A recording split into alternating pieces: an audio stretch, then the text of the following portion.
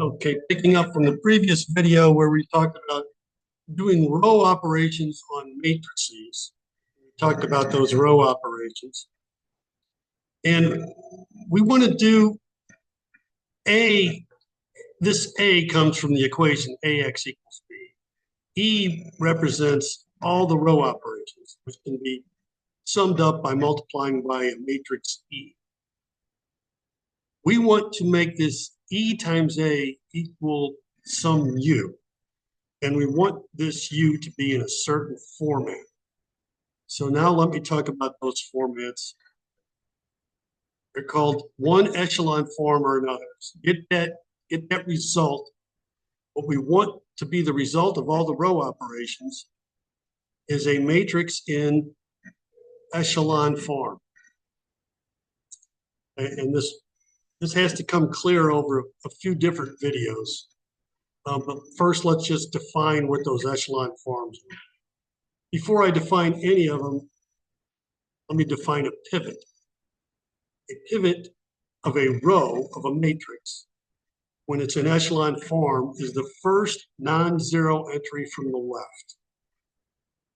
If all entries in a row are zero, then that row has no pivot. There's no such thing as a pivot of zero.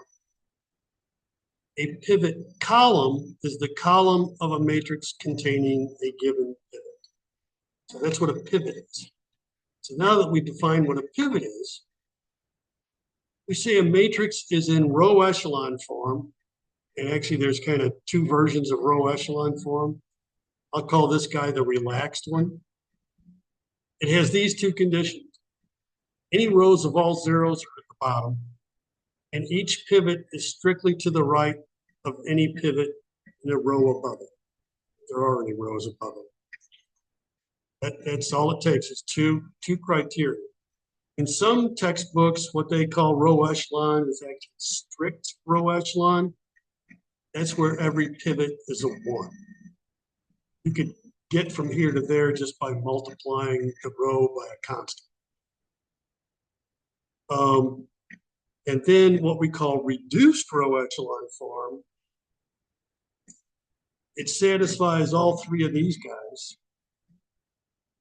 but it has a fourth criteria, which is that a pivot column is all zeros except for the pivot itself. Okay, you need to see some of it. How about this guy? There's a pivot, a row of all zeros at the right. This pivot is not a one, so it's row echelon or relaxed row echelon. What about this guy? There's a pivot and there's a pivot, but this pivot is to the left of that guy. Even if this one was here, it wouldn't work. This pivot has to be strictly to the right of any pivots above it. So this isn't in echelon form of any of those varieties. Let's look at this guy. There's a pivot and there's a pivot. There's actually 1, 2, 3, 4, 5. There's actually six columns here. The last column is 2, 4. The second last is 2, 1. But there's a pivot. There's a pivot.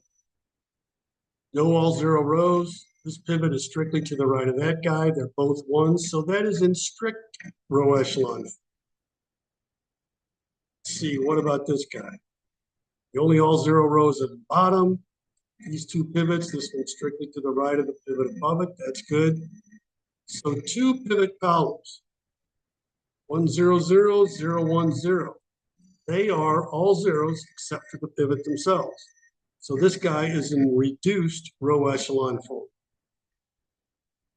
And this guy similarly. There's a pivot, there's a pivot.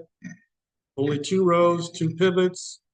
And the pivot columns are zeros where there's not the pivot. So this is another in reduced row echelon form.